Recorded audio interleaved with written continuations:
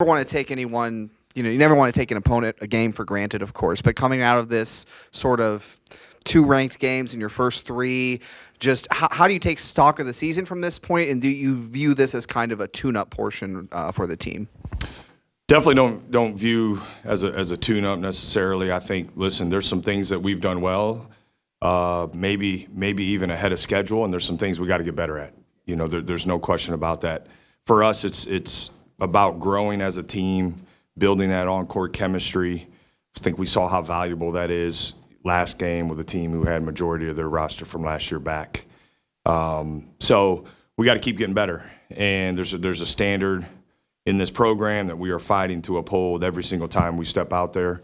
I thought our effort and toughness was pretty good against Texas A&M. I didn't look out there and say, man, we weren't playing hard enough. We didn't play smart enough, both offensively and defensively. And I think we have a team that is capable of, sustaining either side of the ball if either side of the ball is struggling a little bit, and just disappointed we didn't do that better on Friday. Give Texas A&M, some credit for that, certainly.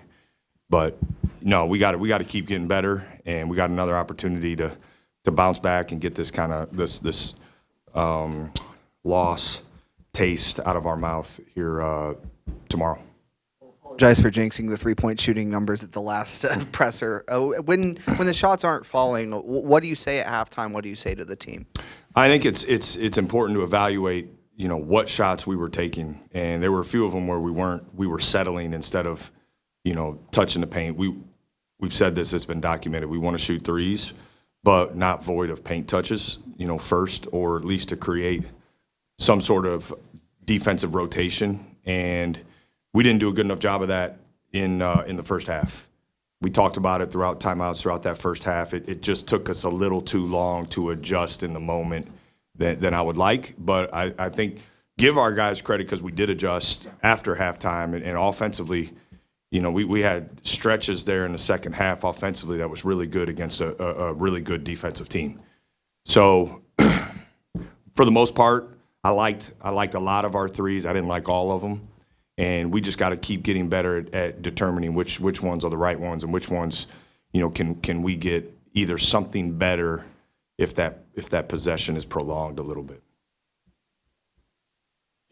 Quez come out of the game. How's Austin and how's Kalen? We haven't asked you about him at all. Yeah, I think all those guys are progressing. They're at different points, individually, but all are progressing.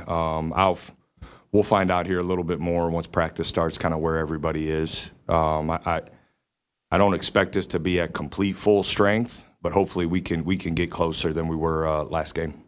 I mean, are there other guys that are also in that questionable stage, I guess? No, I think everybody else outside of those 3 is pretty good. So, yeah.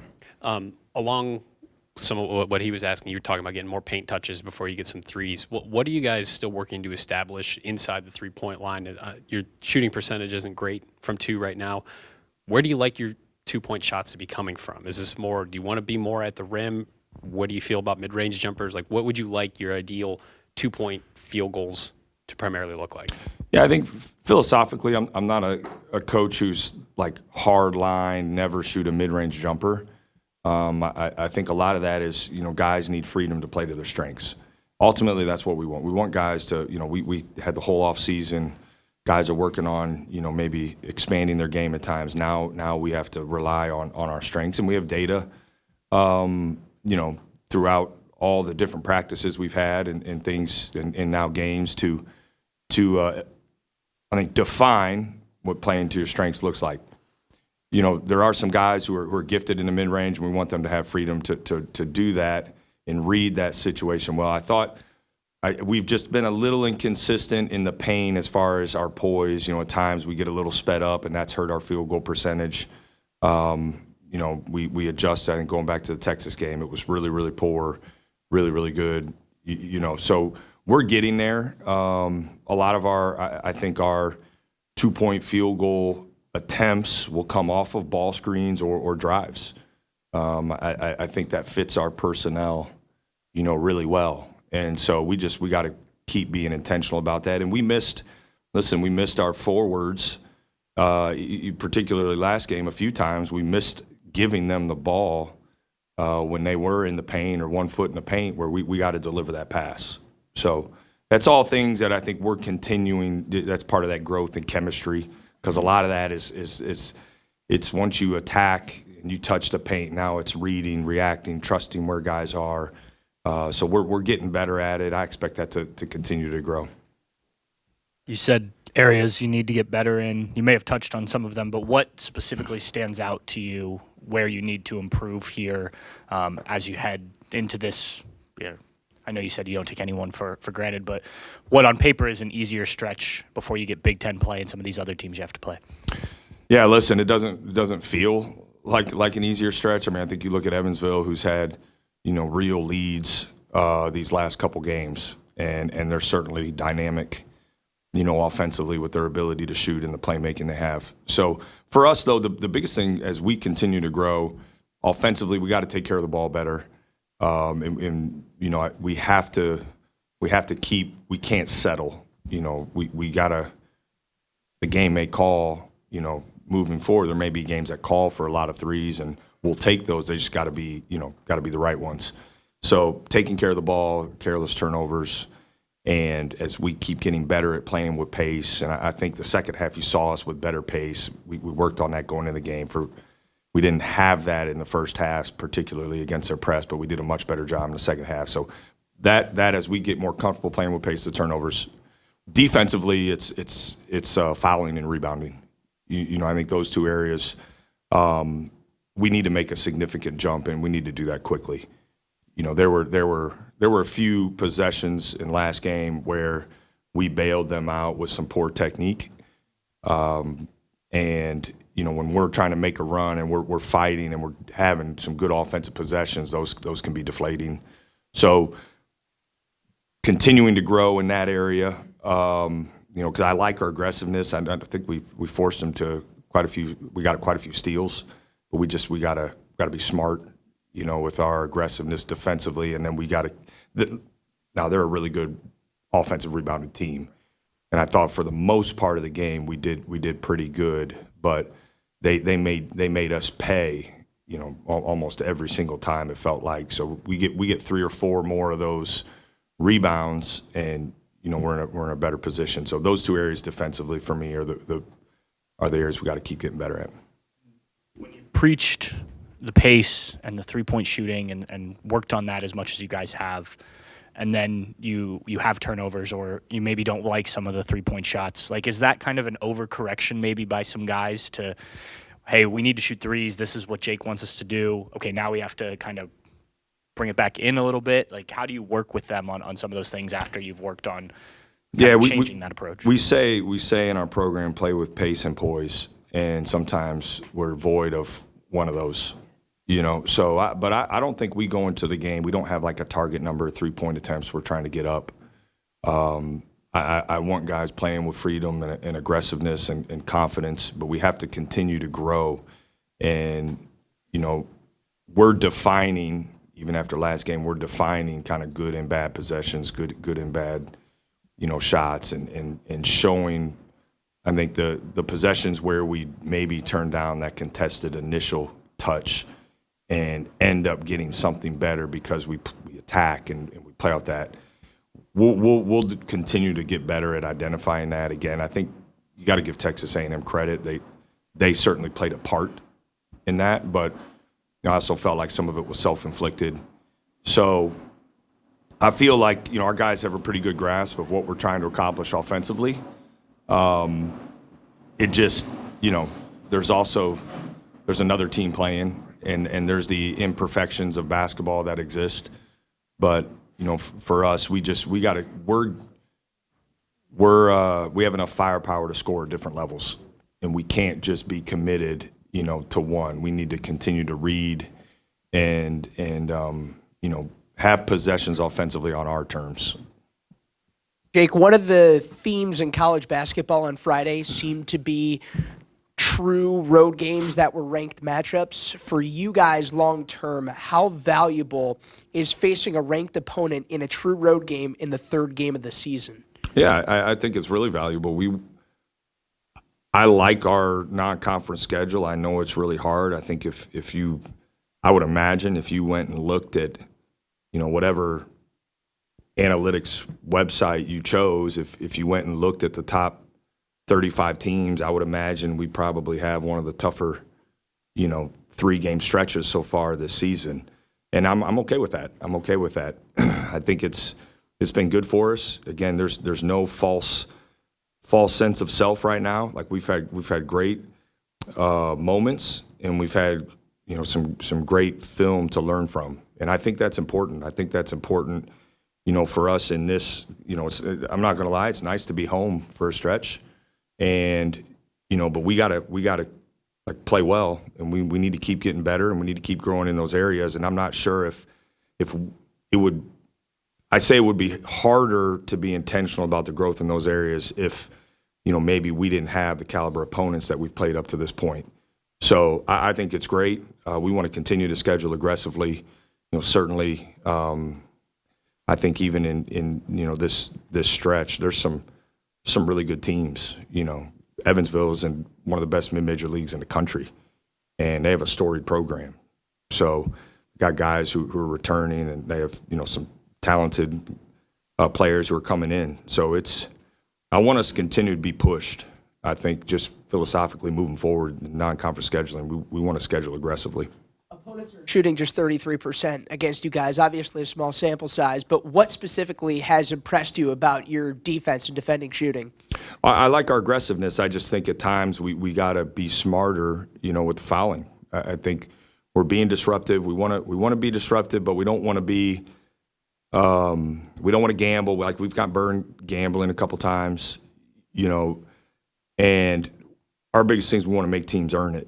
We don't want to give them. And I felt like last game we just, with our couple of our fouls, we gave them, kind of let them off the hook a little bit. So I like our aggressiveness. I like the physicality we're playing with, and we need to continue to do that. We've grown significantly in the last few weeks with our communication of coverages and being connected on that side, and I think that's been a big help too. What have you been telling Meechie Johnson Jr. when his shots aren't falling? Yeah, so you got to stay aggressive. Just slow down a little bit in the paint. I think that's been the biggest area for him. He has to play with a little bit more poise in the paint, and he did it in the second half again in the Texas game after struggling with that in the first half. So he can do it. He's so fast with the ball that I think it's hard at times, in that split second where you have to make that read and that decision. So he's just got to work on, once he gets by that initial line of defense, I think just slowing down a little bit, because he's a good passer. His assist numbers for us in practice have been really good. And, I trust his ability to read the game. I just think he's getting sped up a little too much at times. Yeah. End of the first half, Quest Glover started to get involved a bit. I think he had mid-range jumper. Like, what does it mean for the backcourt, I guess, to get someone like him involved when maybe someone like Meechie is not really making shots too often? Like, what does that do for the backcourt? Yeah, Quest hit a couple big shots, and we had a chance there to, I believe, cut it to maybe 5 in the first half. And if we finish that first half better, it's probably a different story coming out of halftime. Now they hit a couple shots coming out of halftime, but Quez is he scored a lot of points in college, and he's capable of scoring. It's one of the things we like about him. And I think he's also gotten better at decision making in the paint. And his assist turnover numbers will continue to get better for us. We have so much firepower offensively, and I explained to our guys, like, we need to get more shots. That at the end of the day, we need to get more shots. We need to stop some of these turnovers, and that's going to make us even more dynamic. But I don't think you can really key on just one guy. Even when we go into our bench, we have firepower coming in, and that makes us, when we're taking care of the ball better and making 2 or 3 better decisions per half from a shot selection standpoint, it's going to make us really dynamic offensively. Of Meechie, veteran guys that you're depending on, and he struggled a little bit with the shooting. Just what do you say to him in a game like that where he's having a hard time getting the ball to go in, and and just to kind of stay with it, and what was maybe the message for him coming out of that? Yeah, I think for Micah, guys got to stay aggressive. He passed up a catch and shoot. I'm just thinking back to the first half. He passed up a catch and shoot opportunity from three, a pretty good look in front of their bench, and hesitated and ended up turning it over because I think the guy he was throwing to was actually running to the offensive glass. So we need to take that shot. Whether you miss the first couple, you're open from three. Everybody's expecting you to shoot that. You got to take that shot. So guys need to stay aggressive. For him too, he's got to take care of the ball better, and he will. He will. I think a couple of his turnovers come, towards the end of the shot clock. But for us, we don't really have a guy offensively who's a specialist. And I think at times we played like we were specialists. And that's what I'm telling guys, be the dynamic player you can be. We just got to slow down a little bit in the paint. Got to take care of it a little bit better. We got to cut a little bit better off the ball, which is with our spacing, we're spread out a little bit more. So cutting's got to be a good weapon for us, and we're getting better at that. We're working on that. But yeah, I think those guys just got to slow down a little bit in the paint. And Sean Stewart, the two, main, major conference teams you played, Texas A&M, he's struggled to make an impact so far. Just what foul trouble, a little bit issue there, but what do you say to him watching that film? These are the things we need you to do to get from point A to point B to where he's an impact player in a game against that caliber competition, I guess. Yeah, I think the stat sheet doesn't necessarily tell the whole story of the impact Sean can have because he's such a versatile defender, and a lot of times he's either switching on to a perimeter or he's guarding a really good forward.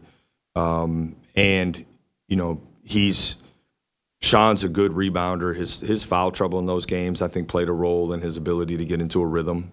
And listen, he's still adjusting. We're asking him to know multiple positions and guard multiple positions, and he's doing it coming off a year where he didn't get that consistent opportunity. So it's just going to be a matter of time. My biggest thing with him is he's just got to keep moving forward. Can't get frustrated. And I think we're working on simplifying, some things for him that'll help him be a little more instinctual because he's got great instincts and he's got a great motor and his athleticism and I think he's just got to do more come game time of what he does in practice. And maybe some of these guys who haven't had the experience, coming off of last year, that's where playing two of these three games, of this caliber, maybe it's impactful. But they'll be fine. I'm not worried about, kind of when it clicks for Sean. I think it'll happen here soon. And we're doing some things schematically to help him with that. But staying out of foul trouble and that simplification, I think, will really help him.